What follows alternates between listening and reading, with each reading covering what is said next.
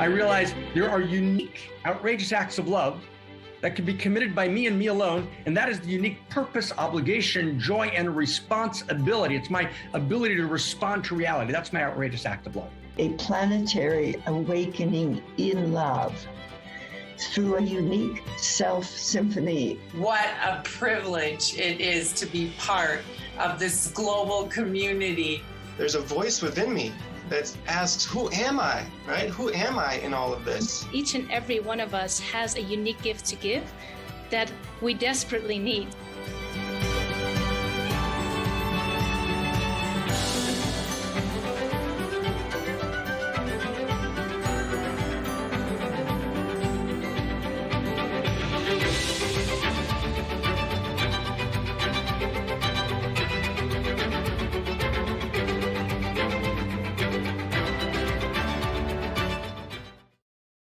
Hi.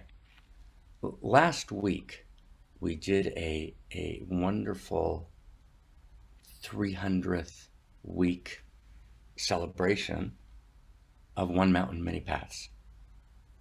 And as many of you may know, I was greatly privileged to found One Mountain together with my evolutionary partner, Barbara Marks Hubbard. And in this 300th week, we were celebrating celebration itself. And what does it mean to celebrate in the midst of outrageous pain and even existential risk, and why that's essential? We were celebrating Barbara and her enormous contribution to evolutionary spirituality. And at the same time, I had read, literally right before that One Mountain, a critique or a number of critiques of Barbara that really, very, very seriously criticized particular dimensions of her early expressions of evolutionary spirituality. And the critiques that I read were, on the one hand, filled with misinformation, distortion, and the like. However, at the kernel of the critique, there was something that was true and accurate. And it was part of a conversation a series of conversations that I had with Barbara when we first met and first came to create together. I was unaware of the, specific early quotes, but just in the fragrance of my many conversations with Barbara, there was a sense of transhumanist moral neutrality in relationship to the evolutionary process, which I found beyond troubling, and shared that with Barbara. And we had a number of fierce contestations, conversations, which were important and wonderful. And I was talking about Eros and ethos and the universe a love story, or what we also call in cosmoerotic humanism, which is the name of the new story of value we're trying to articulate today in response to existential risk. We also call it evolution, the love story of the universe, or the intimate universe, or the cosmoerotic universe, or the Amorous Cosmos. And the core of this new story is that Amorous Cosmos, that intimate universe, lives in us, that we're expressions of it, and that we're irreducibly unique expressions of it. And that therefore every human being has got to be held and honored and the full dignity of the personal can never be bypassed in a kind of evolutionary or transhumanist vision. And Barbara understood that deeply in the context of our conversations, and she did that which people never do. She actually evolved her position. She changed her position. And she shared with me that in her earlier transhumanist days, she had had a very different conception. She used to talk about evolution not being nice. And again, although I wasn't familiar with those early writings or citations, Barbara shared with me this earlier sense she had had in transhumanism, which didn't see the centrality of Eros, or of, what I've called unique self, or what we refer to in cosmorotic humanism as unique self symphony. And Barbara fully embraced those evolutionary developments as what she called the next step in conscious evolution. That's how she understood our work together. And I have to say that I was blown away by her capacity, in her early and then mid and then late 80s, to actually evolve, and to transform, to be fierce in the pursuit of a deeper truth, right? To give up being right, to not hold on, and to have deep regret over earlier positions that actually, in the end, turned out to be, woefully incomplete. In a word, I've rarely met anyone who had that ability to be constantly evolving herself. Barbara and I did what we called Holy of Holies, which is a word that comes from the Jerusalem temple tradition. Holy of Holies is the place where the Ark resided. Think Raiders of the Lost Ark and in Indiana Jones's movies. The Ark of the Covenant resided in the Holy of Holies, and the Holy of Holies is a place that's, if you will, safe enough, right, to actually go all the way and to think about everything and to talk about everything. And literally, in the last years of her life, we would do Holy of Holies together, and she would look at every part of her life and see, wow, what did I get wrong? What did I get right? How can I be better? Right? How can I transform? It's kind of shocking and beautiful and worthy of so much admiration. And I'm filled with love and admiration and honor for Barbara. And I'm 1,000,000,000% sure that she'd be thrilled with this episode of One Mountain, Many Paths. Now, as we were doing this recording, this live meeting that we also recorded last week, I also spoke about my colleague, Andrew Cohen. And Andrew, like Barbara, has been very fierce in these past years in evolving, in transmuting. And particularly I'm talking about in terms of his thought. And I shared in the One Mountain broadcast, I shared that I had written a book called Self, fiercely critiquing Andrew's evolutionary spirituality position in one particular regard, right? It's rejection of the personal. It's talking about the movement beyond true self as a creative movement that was impersonal, what Andrew called the authentic self, which he described as an awakened impersonal function. And that sense of the impersonal as being the penultimate, I found both structurally invalid and actually not in alignment with a realization that the cosmos is ultimately intimate and personal. And that if I can say it this way, you first have the personal at the level of personality, which is a fragrance of the personal, and then you clarify and you step into the impersonal, the realization that you're one with the larger field, but really that larger field is not impersonal. And that's one of the ways that I think classical Enlightenment teachings misunderstood. They saw the impersonal as being impersonal in a kind of way that it's not. It is beyond personality, it is beyond separate self, but that impersonal is actually the ground of a higher personal.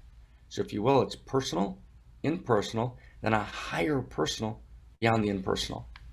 And I wrote a book on this called Self, which articulated both the vision of unique self that appears in the Unique Self book, a separate volume, and fiercely critiques Andrew's position. Now I got to tell you something about Andrew. He received that book with great grace and great love and great honor. And I spoke about him in that book with honor and love as a very, very esteemed colleague who made an enormous contribution, right, to the contemporary articulation of evolutionary spirituality. And Andrew and I viewed this exchange as a kind of Dharma combat, if you will, but in the most fierce and tender sense of the word. And in this particular area, Andrew was very audacious and came very close to my notion of unique self, and indeed has shared that with me privately and publicly, that he's actually evolved his position and really incorporated in it the irreducible uniqueness of the higher individuation beyond ego. And so I shared a little bit about that Self book again as well in this dialogue, which I was glad to do, and I did it, I hope, with great honor for Andrew and for Barbara. And Andrew in particular, I'm delighted to be engaged in now, right, a series of dialogues on evolutionary spirituality, which has been so dear to both Andrew and I for many, many, many years. And we've been privileged together to articulate many of the core tenets in that field that have become almost defaults in a wonderful way. And we continue, right, to engage from a shared context and a shared space, right, to try and clarify, right, to learn from each other. And that's actually what we need in conversation.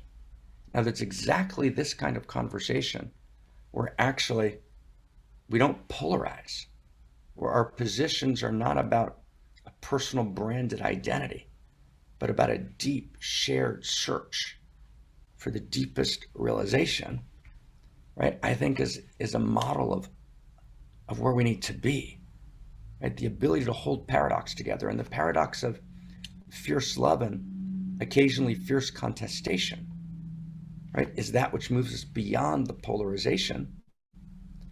And that polarization, the way we're unable to have conversations today, is at the core of existential risk. So wow.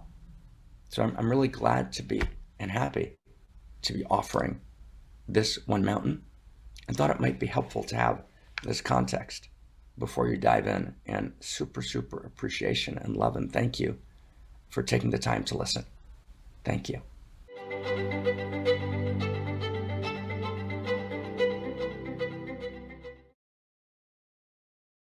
Celebration week 300. Oh my God. Oh my God. It's a gorgeous moment, right? Celebration. And we talked last week about how do we celebrate when the world's so imperfect? How do we celebrate when we're poised at this moment in this time between worlds, right? In this time between stories, when existential risk and catastrophic risk, which are real, lurk, We realize the system's not too big to fail. Unimaginable suffering takes place on the planet and is poised to take place if we don't actually shift the vector of the human story. And at the same time, utopia lurks. At the same time, the possibilities of creating a world which is unimaginably beautiful, rooted in human dignity, the dignity of every individual, the irreducible dignity of every unique self, coming together as unique self symphonies, right, to participate in the true nature of reality, which is evolution, the love story of the universe. Not a Pollyannish love story, but a story filled with agony and ecstasy, but part of a larger field of consciousness, a multi-dimensional field of consciousness and reality and meaning. And reality is incepted with meaning, is suffused with meaning. Look beside you and I am there. Look behind you and I am there. Look above you and I am there. Look below you and I am there. Look inside you and I am there. It's meaning everywhere. It's value everywhere. And one of the principles we established last week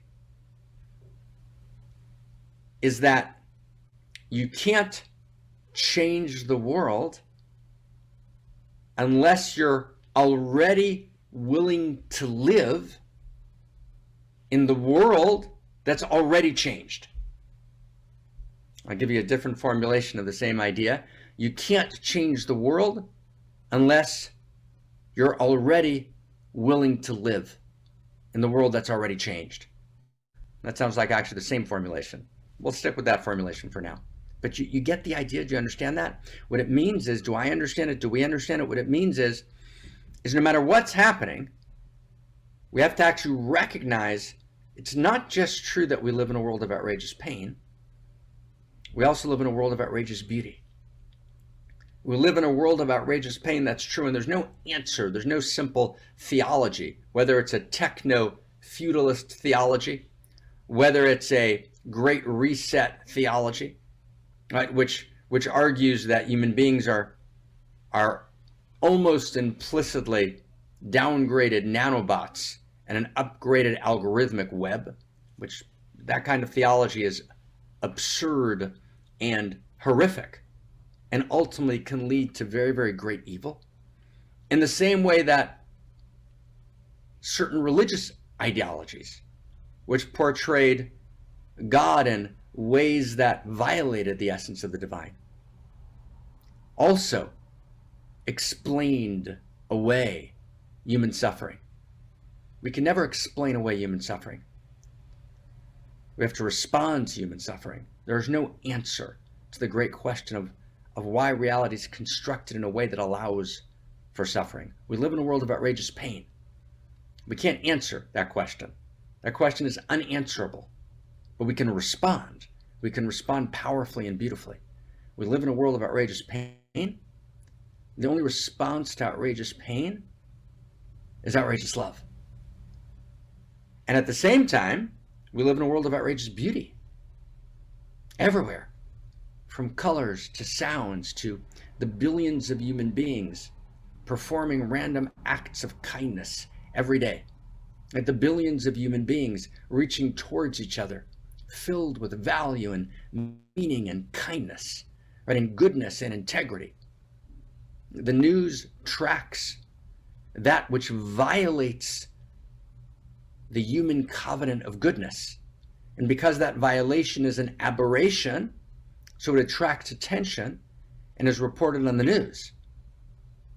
But the true news, the good news, is that actually the reason that attracts attention is because it's a violation of the actual nature of who and what human beings are.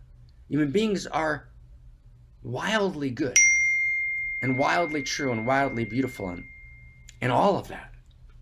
And we need to be able to find that goodness and articulate the value that lives in us, as us and through us, and know our goodness, and create world systems that support, that activate that goodness. Wow. So here we are in week 300, and we're celebrating. And all of that was an explanation of why we're celebrating. We're celebrating because in order to change the world, you've got to get not bitter. You've got to not get cynical or jaded. So in order to change the world, you have to already be willing to live in the world that's already changed. And the world that's already changed means a world of goodness, truth, and beauty. It's a world of celebration, where we celebrate each other, where we celebrate life, we celebrate our creativity, we celebrate each other's creativity. It's a world in which we're able to apologize and say, I'm sorry, right? It's a world in which, we're able to find beneath the egoic and angry self, we can find our true nature, which is omniconsiderate of the whole, our true nature, which desperately wants to embrace and be embraced, which desperately is searching for kindness in all the right places. So we're here to celebrate. This is a mad week for massive and wild and beautiful celebration. And sometimes it's hard. I just had a phone call with my son, who's a beautiful, beautiful young man, and he's having a hard moment, and he kind of clicked off the phone. He said bye and clicked off the phone at the end of the conversation. And so, I called him back and got mad at him, right? And said, yo, you can't click off the phone that way, right? And you got to be loving, you got to be respectful. And I got upset, right? This is an issue I've kind of worked with him, right? And then I felt terrible for getting upset. And Christina said I shouldn't have gotten upset, which she was probably right? And then you feel like, wow, it's hard, right? It's hard, right? We're trying to create the most beautiful lovingness in each other. And then I realized more deeply in that particular conversation what my son was trying to say, which I hadn't really heard. He was trying to say something else, and I got it. And kind of some tears went down his cheeks. And I said, oh, that's what you're saying. I got your back. You're totally right. Got your back, man. Right? And like, wow. Right? And we have to apologize. Right? And so he very sweetly said, wow, got it. Sorry. We got to hang up and say, love you. I've got to call him back right after church and say, and you're totally right, but I shouldn't have gotten upset about it. Right? And then we love each other deeply.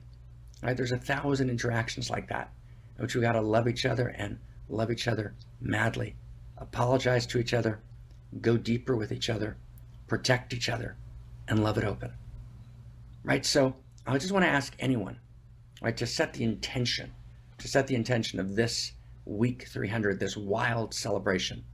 If there's anything you're holding, and I'm going to come to the chat box, if there's anything you're holding where you feel like, wow, you could let go of egoic attachment on, right? Anything where like there's someone you should reach out and say, wow, I've been holding on to this, I apologize. Or I want to go the next step, right? I want to go the next step, right? If there's anyone, just literally right now, take your phone right now. Anyone you've kind of refused to reach out to, right? Anyone you've refused to apologize, anyone you've refused to forgive because you're holding on to being right. Okay?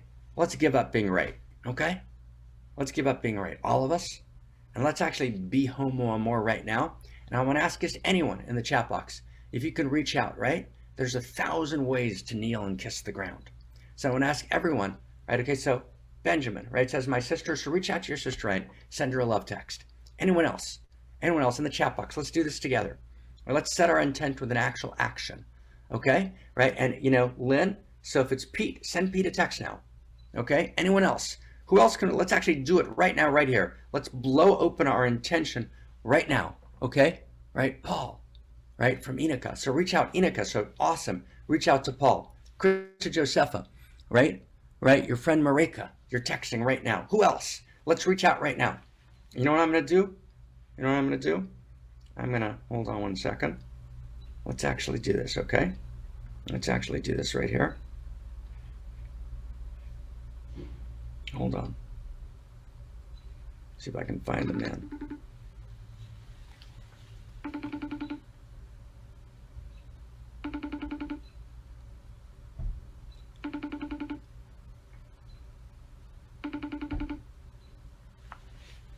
I'll send him a text. Hey, Z-Man. Hi. Hi, sweetie pie. Hey, I'm in the middle of church right now, and I actually just, can you hear me? I know, I just shared with everyone that you and I just had a little argument, and I got upset with you, and then I actually thought about it, and I actually realized, although we got to say love each other before we get off the phone, that I shouldn't have gotten that upset about it. So I'm just calling to apologize. Good?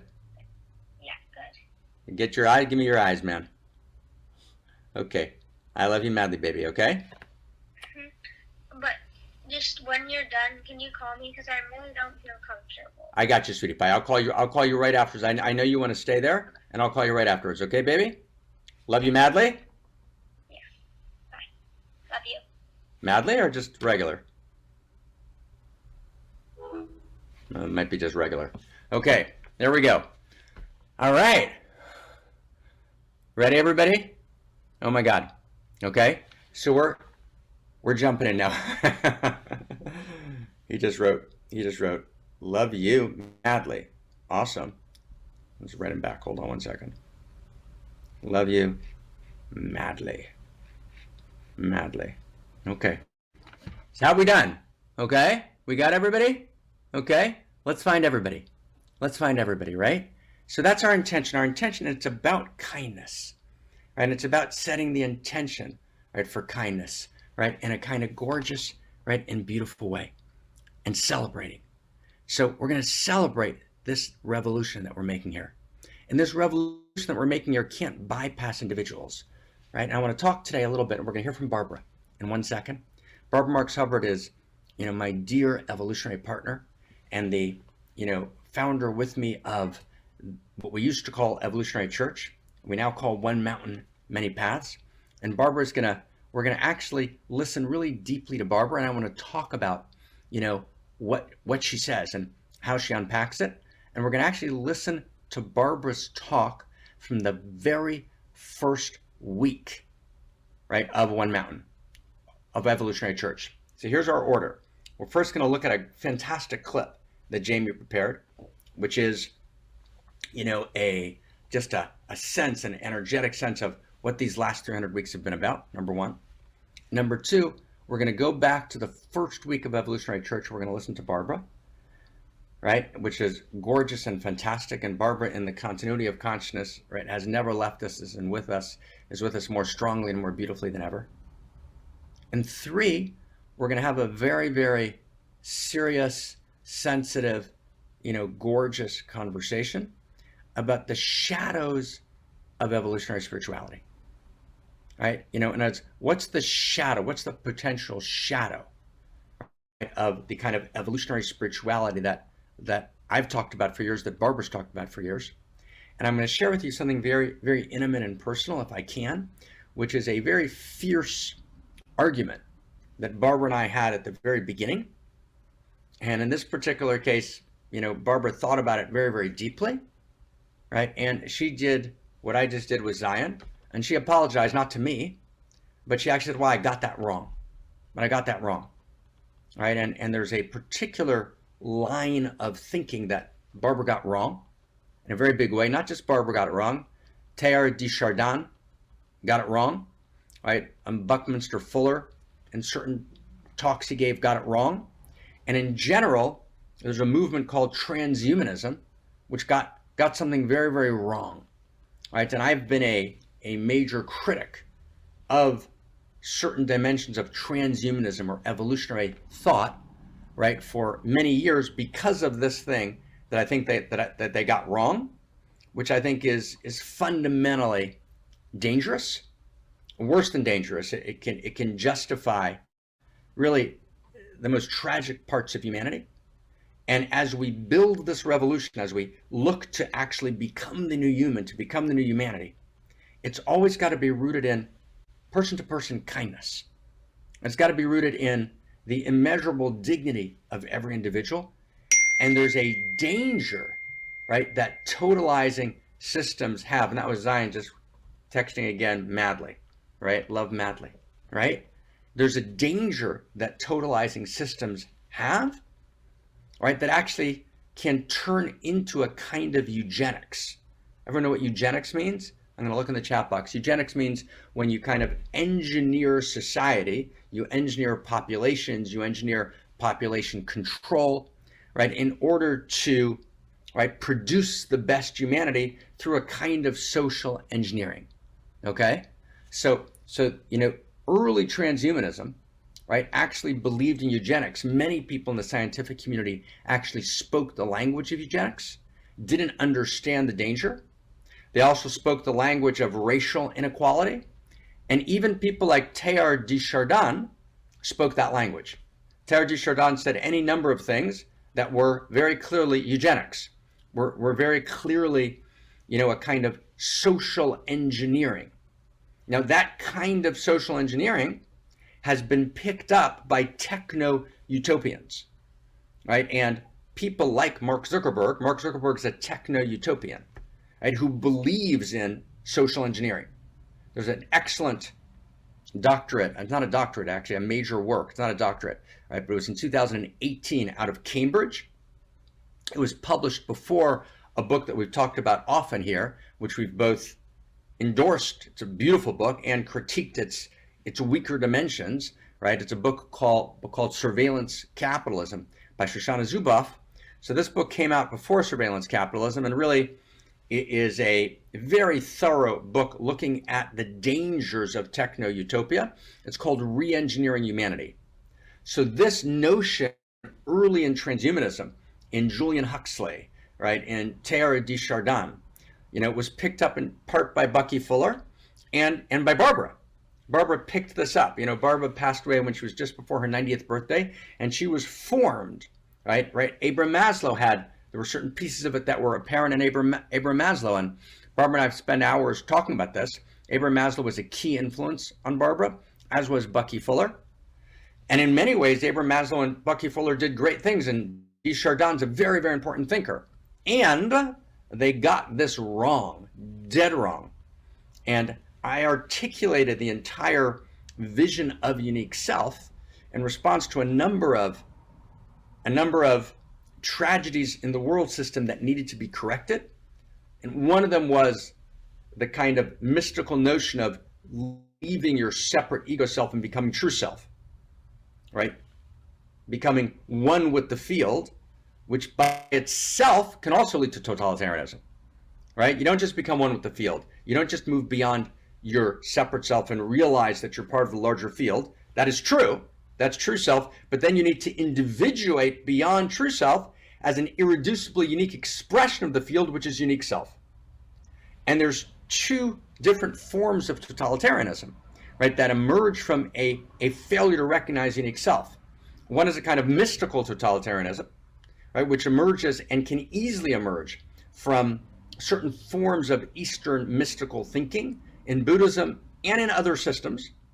And the second form of totalitarianism is the totalitarianism of evolutionary spirituality, right, in which evolutionary spirituality itself, right, can become, right, this totalizing system that views progress as happening across a kind of linear vector, and then views reality as basically being materialist ultimately, right? And so therefore the human being has to re-engineer or views God, right, as a pantheistic force, but without the sense of the irreducible value of life and the irreducible value of every individual, right, every unique self, right? And so that vector, that kind of evolutionary spirituality can be used to re-engineer reality, right? And can actually view social media, for example, right?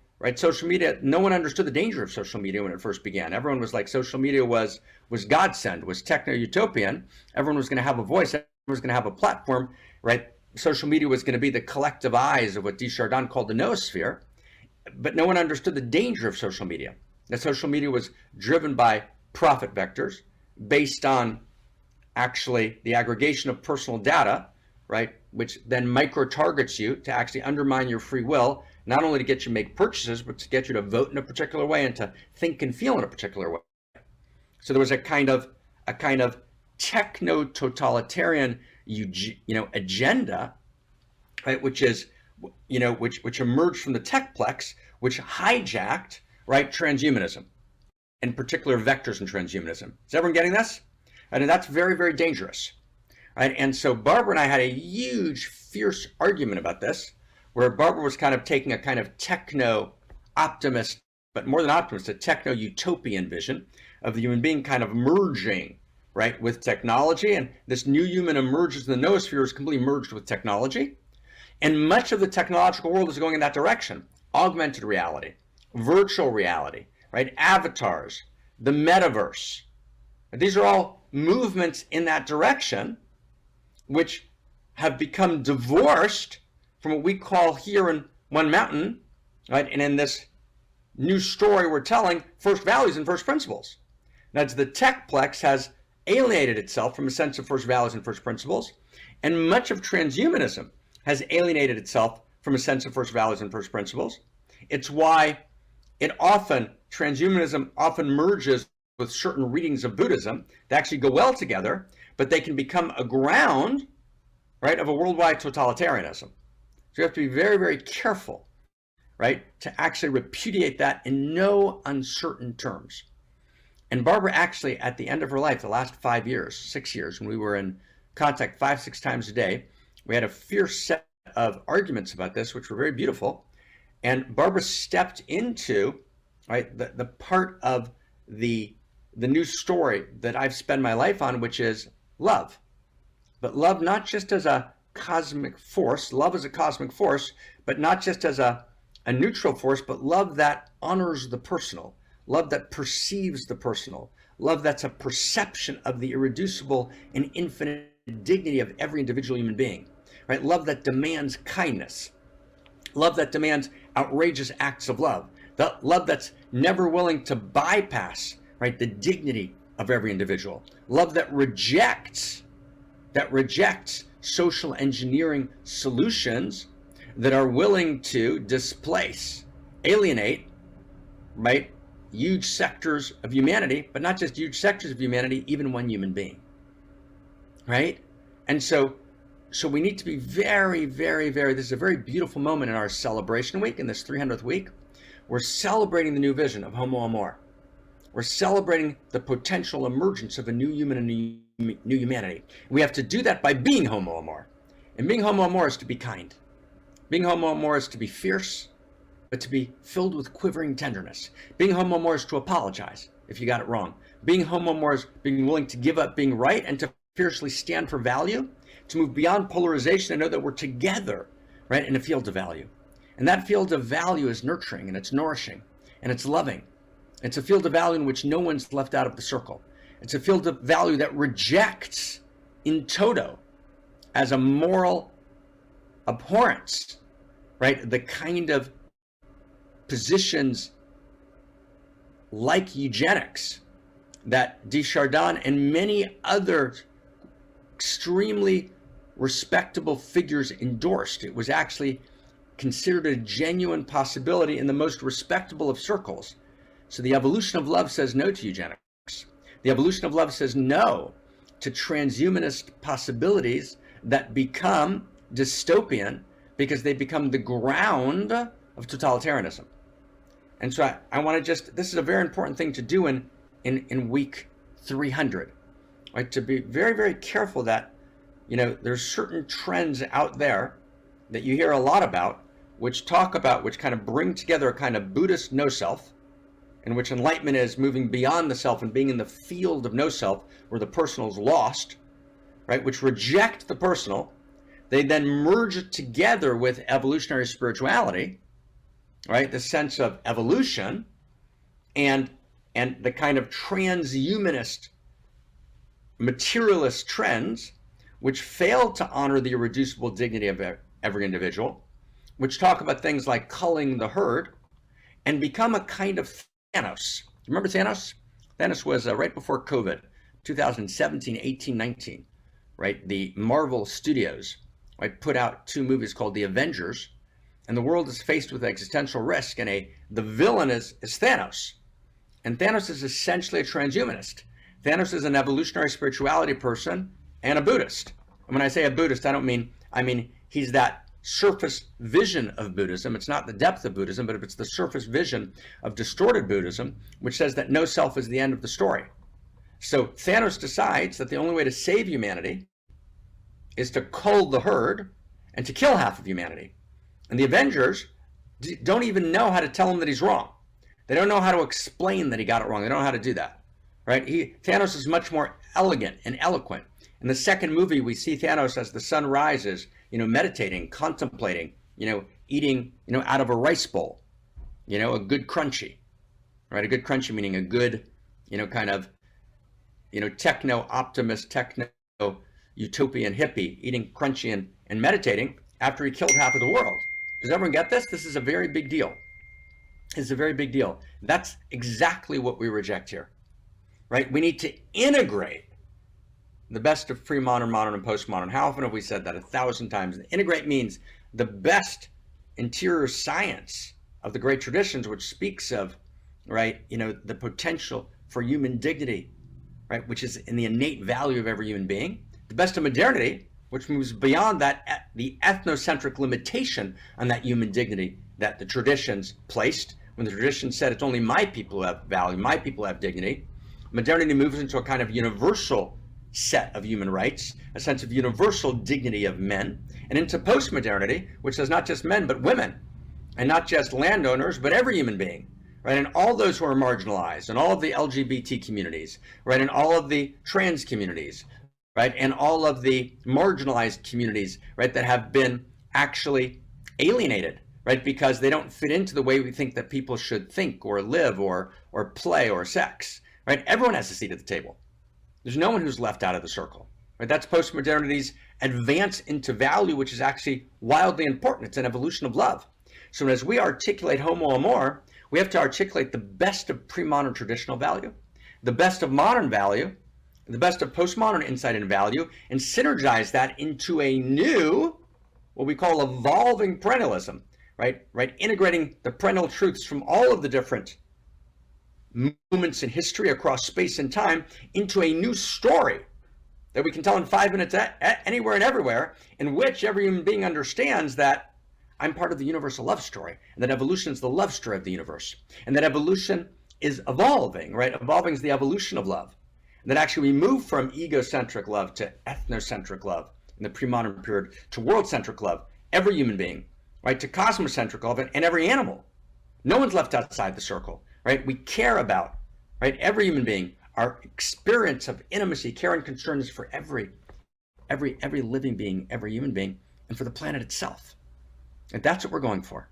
So in this moment, I want to just kind of bring to the table, specifically in this moment of celebration, the shadows of evolutionary spirituality, and really honor Barbara Marx Hubbard, because Barbara was willing always to evolve. She never freeze-framed. And when we started studying together, we did Holy of Holies, which is our context. We call that's a term from the temple in Jerusalem, Sanctum Sanctorum, which is part of my lineage tradition, the temple tradition of Jerusalem.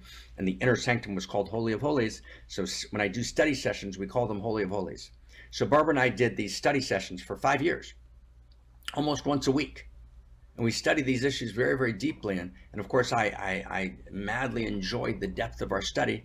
And Barbara, right, came to the conclusion, and I think she was correct, that transhumanism made huge mistakes, right? That some of her expressions were transhumanist expressions. Some of them have been taken out of context, but there were core transhumanist expressions. There were core transhumanist, let me try and get that phrase right. There were core transhumanist expressions that Barbara articulated here and there that actually were in the tradition of Bucky Fuller and Desjardins that were wrong, that were dead wrong. And she realized, right, that the techno-utopian vision, right, needed to be grounded in unique self, needed to be grounded in intrinsic value, needed to be grounded in evolutionary love that honors the dignity of every individual. And she spent the last 5-6 years of her life, after recanting and rejecting the weaknesses of those early transhumanist views, she spent the rest of her life, right, trying to articulate this new vision of homo amor. And and every once in a while she'd slip into a techno-utopian moment, right, which talked about the good of social media, without seeing its weakness. And social media has a lot of good, but it has enormous addictive and dehumanizing weakness. And it's also the ground for information warfare, which is warping our body politic and warping our ability to actually create the universal love story.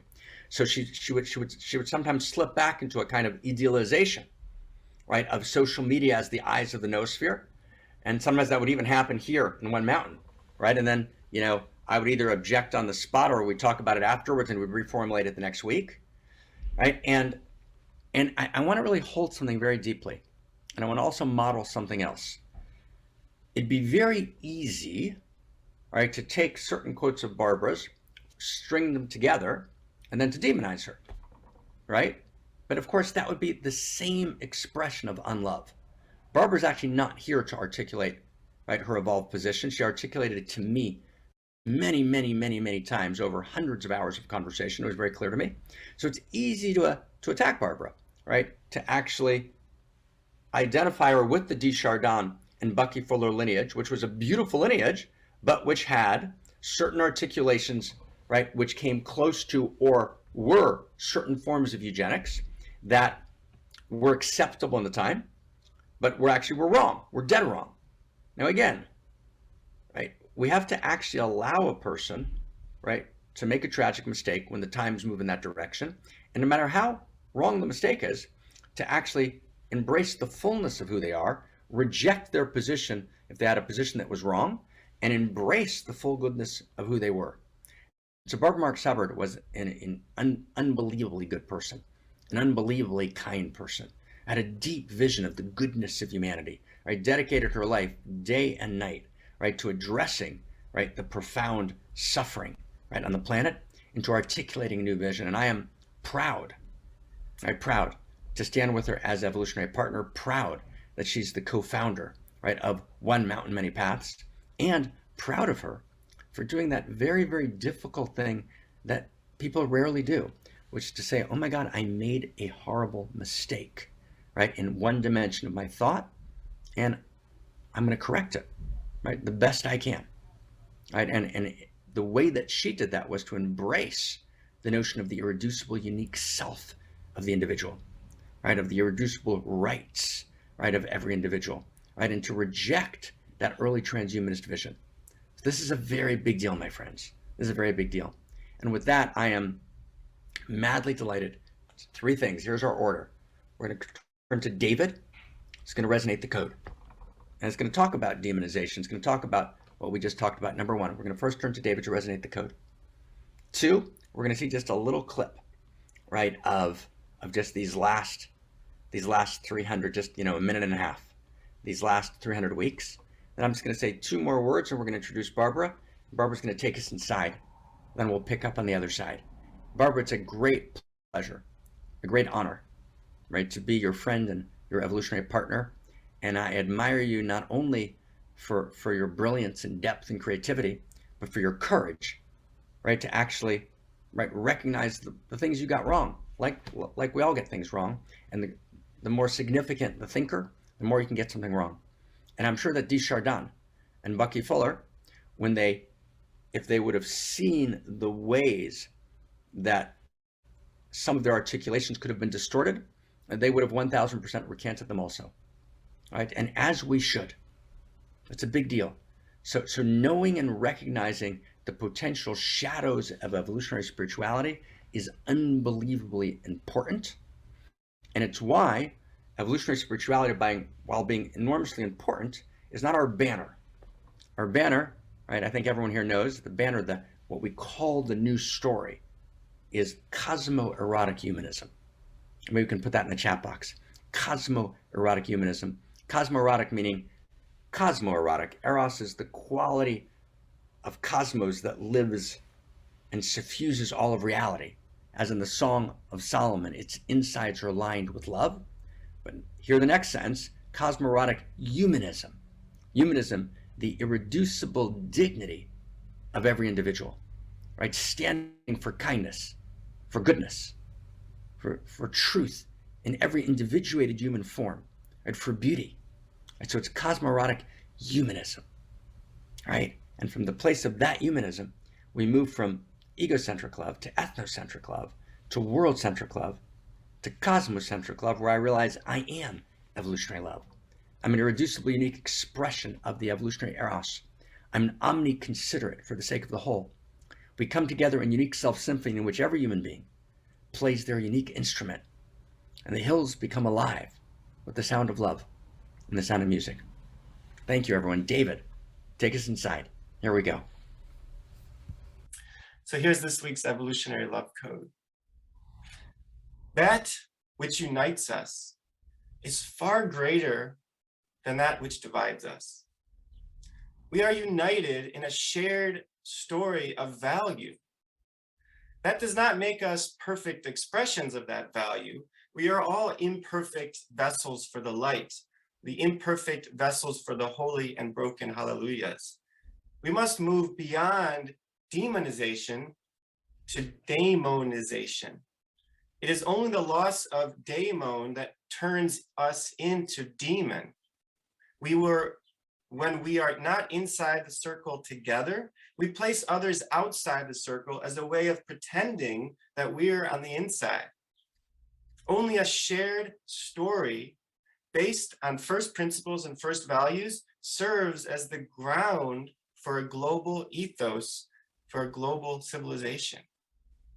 And I'll resonate that one more time, let it sink in. These are all deep, powerful words that crystallize the teachings. That which unites us is far greater than that which divides us. We are all united in a shared story of value. That does not make us perfect expressions of that value. We're all imperfect vessels for the light, the holy and broken hallelujahs. We must move beyond demonization to daemonization. It is only the loss of daemon that turns us into demon. When we are not inside the circle together, we place others outside the circle as a way of pretending that we are inside. It's only a shared story based on first values and first principles that serves as the ground for a global ethos, for a global civilization. And with that, it's my pleasure to turn my word back to you, beloved Dr. Marc.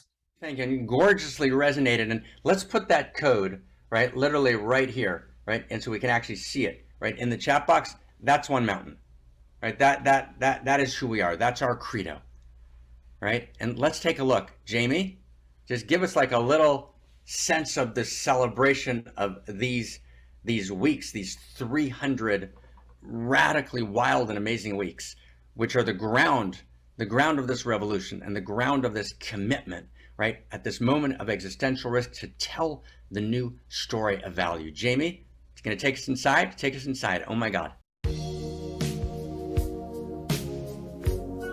Thank you, Lisa. Thank you, Marc. And thank you, everybody from all over the world being attracted to enter and create for the very first time on planet Earth, as far as we know, an evolutionary church. Why are we creating an evolutionary church?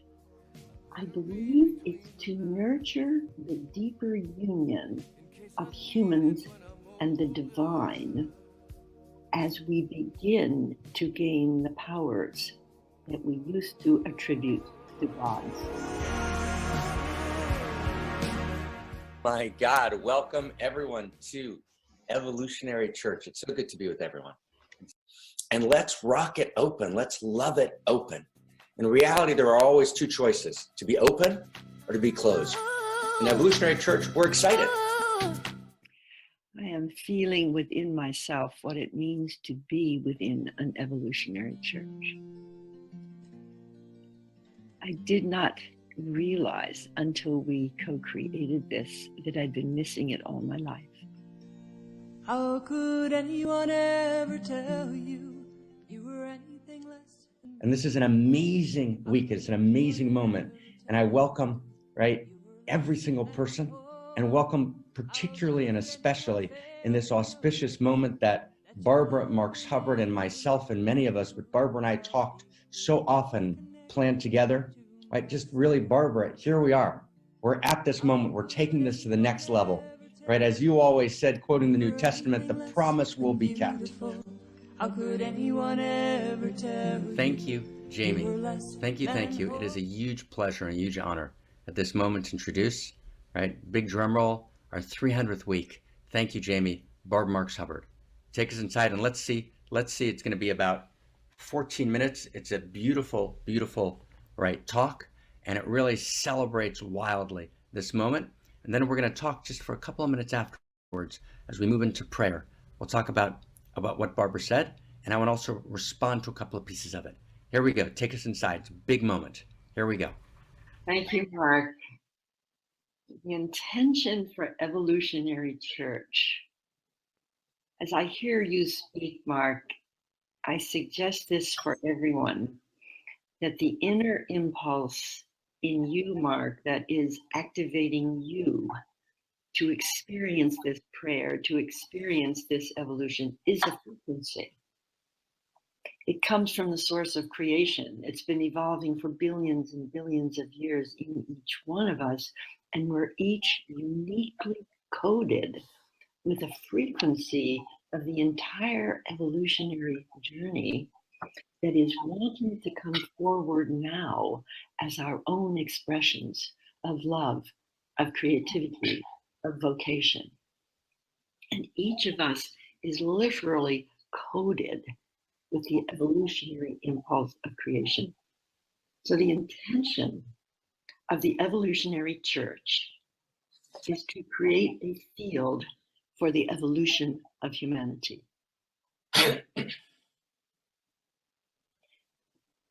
We are dedicated to creating a space in consciousness, a space in being with one another, where this profound evolutionary impulse in each one of us comes to consciousness and gives us the guidance through that impulse as to our own unique gift to the world, as to our own unique voice, what Mark calls the unique self-symphony. Just imagine for a moment every voice on this planet impelled by the impulse of creation uniquely in each person, sounding the note of inspiration, of creativity, of desire to give your gift to the whole, sounding as unique self-symphony. And how does that symphony express itself? The vision is for the Evolutionary Church. It expresses itself in a planetary awakening in love. It expresses itself in a birth of a humanity capable of co-evolving with nature, co-creating with spirit. It awakens in a humanity capable of using our spiritual, social, scientific, technological genius to restore the earth, to free the people, to explore the vast regions of inner space and the cosmos beyond this planet. The intention of the Evolutionary Church is a birthing place for the co-evolution of humanity. And how is this going to happen? One of the key ways and one of the key practices, as Mark mentioned, prayer, another practice is the incarnation of the impulse of evolution within yourself. A conscious awareness. I'll carry you through this for one moment. I think of it as an evolutionary chakra meditation. First, put your mind in the mind of God at the origin of creation. Imagine that eternal process becoming coded through that Big Bang and going through the billions of years of evolution, genius, creating life, human life, and now your own life as an impulse of those billions of years. We're sitting right at the edge of the billions of years. Now bring it right up to your base chakra. and feel there the security of the entire impulse of creation indwelling in you as your security. Irresistible force within us. And now bring that billions of years from the mind of God right up through your base chakra into your generative organs, and feel yourself shifting from devolution towards evolution, from degeneration toward regeneration. Feel yourselves being activated. Oh, there's more for us to do. There's more for us to be. We are now expressing this process of creation. I'll take that impulse once again, breathing it up God, all the way through the base chakra, through the generative organs, and take it into the power center. As we enter the evolutionary church, the power of the process of creation is in every one of us, uniquely expressing as our own impulse to give, to be, to reach out, feel the enormity of that power within you. You recognize it's coming from the source of creation, uniquely as you. Taking one more deep breath up through all the chakras, through the base chakras, the generative organs, you are regenerating in the evolutionary church. You are expressing your full power, and bring it right up into the place where the emotions dwell, where the pain, the sorrow, the separation, the feeling of inadequacy. I'm not good enough. I'll never make it. It won't be me. Where am I going? I don't know what to do. Let that impulse, which has direction, which has purpose, which has the knowledge of creation within it, let it go through those emotions. Let it organize and calibrate those emotions into a field in which they go directly into the heart. All of our emotions, whatever feelings of separation we may have had, let it go into the heart. And in that heart of unconditional love, we find the basic impulse of evolution. The evolutionary church sets the intention to bring forth the impulse of Eros in evolution into the heart of all our members, of all of humanity. Just feel that in your heart. Feel the almost infinite expression of love. If you let it out the whole way, don't hold any of it back. And in the evolutionary church, we do not need to hold our love of one another back. And let that evolution in your heart go right up into your upper heart, which is your vocation, your gift of love to the world, your unique expression, your vocation of destiny.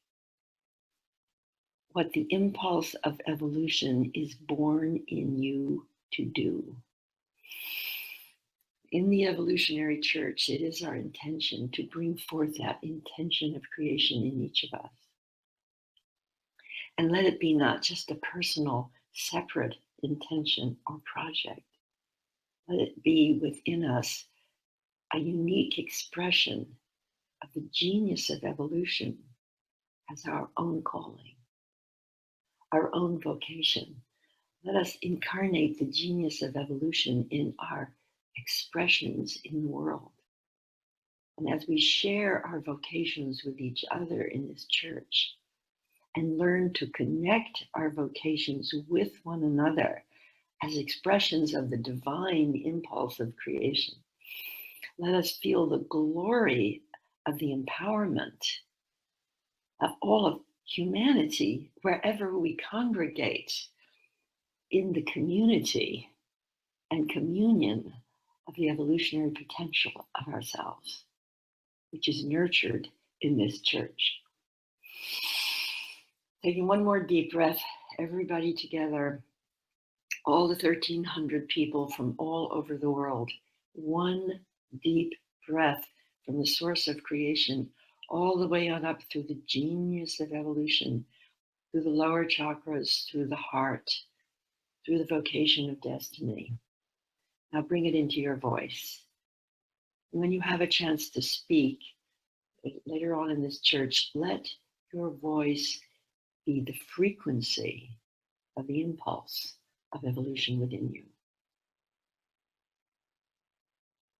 That voice is different than the purely mental mind. It's the voice that holds the quality, the resonance, the frequency of that impulse as you.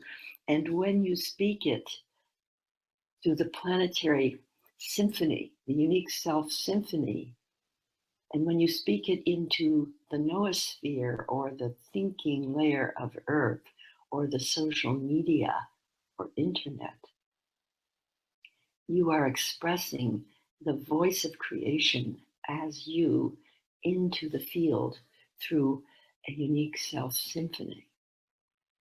And let it go all the way on up into your third eye now, to the spiritual awakening of almost infinite intelligence coursing through each one of us. And let us bring it up and bring it down and bring it in and bring it out. And recognize that this is the intention of the evolutionary church, to nurture the incarnation of the evolutionary impulse in each one of us as conscious evolutionaries, as beings born at the precise moment when evolution becomes conscious of itself in others, when evolution becomes aware of itself as evolution by choice, by prayer, by intention, by inspiration, by creation, by joining together in love.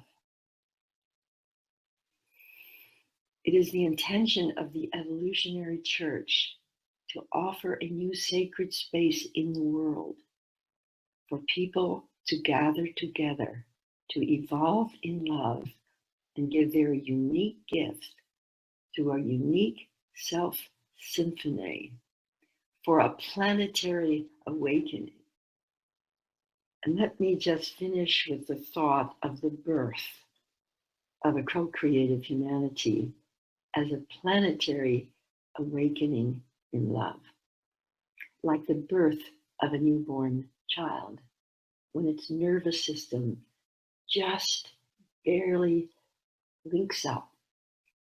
It opens its eyes, and if it's very fortunate, it's held in the arms of its mother. And the baby is placed in the mother's arm against the mother's heart, and he feels the heartbeat from that mother, awakening its nervous system to the realization that it's loved. So the intention of the evolutionary church is to generate the awareness that we are loved. We are created by a universal process of creation that has direction, has purpose, has intention. That is, its intention is higher consciousness, greater freedom, more complex or loving order. And that every impulse in every one of us toward consciousness, freedom, and love is being impelled in the evolutionary church, in the unique self symphony, toward a planetary awakening to literally help the world shift from a phase of devolution and crisis to a phase of evolution and co-creation. Everyone is precious. Every voice is needed. Every one of us is orchestrated by the invisible process of creation, coming to a new climax in the evolutionary planetary awakening in love in our lifetime. So here we are gathered for the very first time in this new space, expressing a global communion of pioneering souls worldwide. And Marc, I turn this to you. And what an insane delight and pleasure and honor to be here with you, Barbara, and to be with everyone. And I apologize. I think I spoke a little too early. My computer froze, and I had thought Barbara was finished a little earlier. Now, I want to just share with you, and this is a very intimate moment between us at One Mountain. Notice that at this point, and Barbara and I spoke at length, of course, in the first week. When Barbara finished, I then did part 2. But Barbara already in this talk was doing something well beyond the early shadows of transhumanism and evolutionary spirituality. She had integrated at this point, right, all of our conversations about unique self and our terms unique self symphony, and a term that Barbara and I coined together, a planetary awakening in love through unique self symphonies. So that phrase is a precise critique of the earlier transhumanist vision and an expression of this shared vision of this new emergent evolutionary spirituality, right, which is of an entirely different quality and order.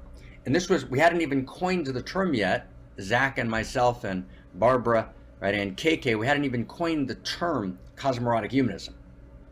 But what's critical is to understand is that unique self is at the core. Unique self is the unique expression of the evolutionary impulse awake and alive in me. And what Barbara was doing in that meditation in the first week of One Mountain was the evolutionary chakra meditation, was to actually experience directly all of the evolutionary spiral, all of the evolutionary impulse from matter to life to mind, literally, right, awake and alive in me. That's critical. I don't actually know who I am without that, right? The embrace, right, of my evolutionary self is essential to my identity.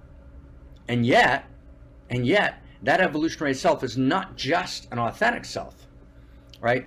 I wrote a book. I was very privileged to write. It's a book called Self. If someone has it, you can put it in the chat box, critiquing my colleague Andrew Cohen, who was expressing in his vision of authentic self what I also was quite convinced and remain convinced, right, was an expression of that transhumanist vision merged with Eastern mysticism, which could actually create totalitarianism. Because in Andrew's vision of the authentic self, Andrew describes it as an awakened impersonal function. You get that phrase, an awakened impersonal function, meaning the personal's left behind, right, at separate self.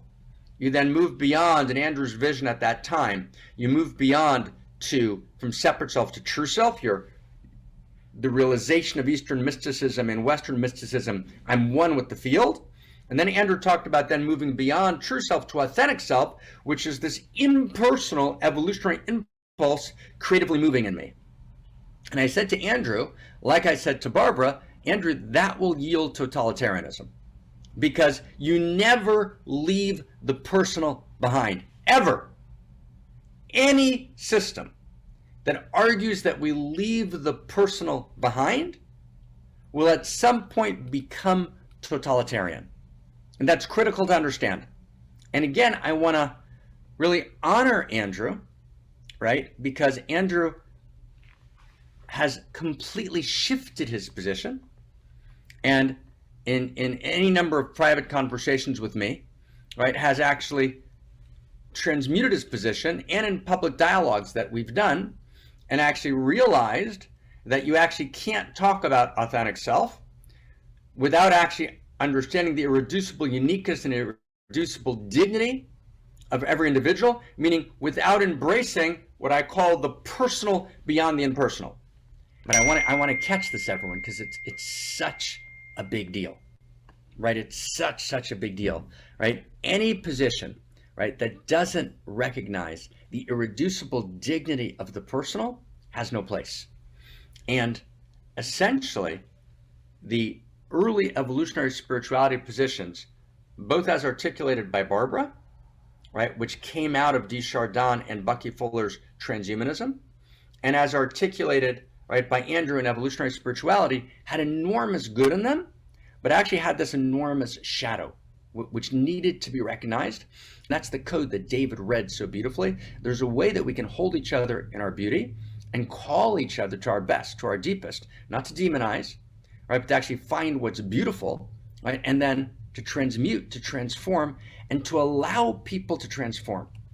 So if someone has a position, right, which is actually flawed, and it can lead to terrible consequences, then we need to critique that position, whether that's the position of the Jesuits in the Catholic Church, whether it's positions, right, within Islam, whether it's positions within Christianity or within Judaism, right, or whether it's positions within worlds of evolutionary spirituality, right? We need to actually create a new story which actually is going to generate, right, the most good for the most people and for most of life, and then for all of life and for all people, right? And as we've got to go, from a very, very small sector of the people who are included in our love, which is ethnocentric love, explode that boundary into world-centric love, every human being, right? And then all of the living universe, and then ultimately the universe itself. And so we need to be engaged in the evolution of love, and we need to not freeze frame people on their mistakes, right? If a leader makes a mistake, whether that's personally or whether it's, in terms of their position, their worldview, right, they get to actually, right, sincerely, right, transform their position, right? And everyone needs to do that. And in terms of the transhumanist position, not only Barbara, but I would say most of the leaders, right, of what's identified today with the evolutionary community made some version of this mistake, and that mistake confluenced with the techno-utopian position that was emerging out of Silicon Valley, which itself, right, emerged from a kind of hijacking of the materialist and pantheistic versions, right, of transhumanism, which devalued the personal. And all of those were fiercely fundamental mistakes, which in this week of celebration, it's why I chose this week, right, need to be corrected, right? We've actually rejected all of those positions in the very core of cosmorotic humanism, right? And actually articulated, right, this vision of unique self, right? This vision of unique self symphony. And Barbara, and again, I want to say this one more time because there's no greater praise I could give to a person, right? Barbara fiercely, right, examined her own positions, right, evolved them, right, regretted, actually had deep remorse, and changed, right, her position, right, in the most fundamental, right, of ways. And I am beyond impressed, right? I've rarely, right, almost never seen a thinker with that kind of courage, right, with that kind of, fierce intellectual integrity. So I want to finish today, instead of with prayer, with a story. And sometimes in the great lineages, a story is instead of prayer, which I think in some sense summarizes everything we're trying to say today. And of course, it's not by accident, if I can say, it's not by accident that in the beginning of today, right, it began with a little bit of a brokenheartedness. I got on the phone a little bit brokenhearted because I felt I didn't find my son, right, in the right way. And so, all of us kind of went to find people and apologize just for a little moment, just a little nothing moment. But those nothing moments are everything, right? There's no moment that's a nothing moment. These moments matter. So I want to tell you a story, and a story that kind of captures, and we'll end with this story, and the story is a story as prayer. A story as prayer. And actually in the first week that where Barbara gave her first evolutionary sermon, my evolutionary sermon that week, and we now call them evolutionary sense makings. When we first started, we started as Evolutionary Church, and we then moved and evolved it from Evolutionary Church to One Mountain, Many Paths. And we no longer talk about evolutionary sermons, we talk about evolutionary sense makings. So in that first week, I talked about prayer. Prayer not to the God you don't believe in. The God you don't believe in doesn't exist. Prayer to the infinity of intimacy, the personal force of cosmos that not only lives in us, but holds us. So in many of the great traditions, particularly in the Hebrew lineage, sometimes when prayer wasn't enough, they would tell a story. and telling a story itself was considered prayer. So I want to do our prayer. We do a prayer at the very end of One Mountain, Many Paths every week. So I want to, with permission, right, express our prayer in the story, which I think captures everything. And it's a story about Levi Isaac, right, of Berdichev. And Levi Isaac of Berdichev is this great non-dual Hasidic master. And I would say this is, of all stories, this is my favorite story. He's this great Hasidic master who is a great evolutionary thinker when you read him carefully. Right? My academic mentor at Oxford University, Moshe Idel, has written in a book called Absorbing Perfections, right? Some very, very important work on Levi Isaac. He's a great non-dual realizer, meaning he has an enormous sense of true self, of being one with the field of consciousness, and also has an enormous, sense of the unique individual. And so Levi Isaac had a beautiful voice. And once a year in the Hebrew lineage tradition, there's a day called Yom Kippur. And some of you may be familiar with that day. It's an amazing day of practice in which in the inner lineage, all the gates are open. And it's a day in which the interior sciences talk about the ability on this day to not only change the vector of a personal life, but to actually change the vector of history. And so Levi Isaac on Yom Kippur used to lead the prayer services, and with the power of his voice and the power of his prayer and the power of what they call now, stay close, Yichudim. Yichudim are mystical unifications which try and reweave history, try and evolve history and end suffering. So Levi Isaac on this particular year was leading the prayer services, and his voice was strong, and his intention was pure, and his heart was wide open, and his capacity to concentrate and weave together these mystical yichudim. These yichudim is Y-I-C-H-U-D-I-M. These mystical unions or unifications of world was at the highest capacity of his life, and he was ascending, they say, right, all of the highest spheres, the highest heavens. Now I got to tell you one other thing. Yom Kippur is a fast day, and it goes for about 25 hours. And by the very end of the fast day, it was like the end of the 24th hour, Levi Isaac was so high, and the power of his voice, and the purity of his intention, and the power of his mystical capacity, and the power of his yichudim, of his unifications, was so potent, was so intense, that literally he was storming heaven.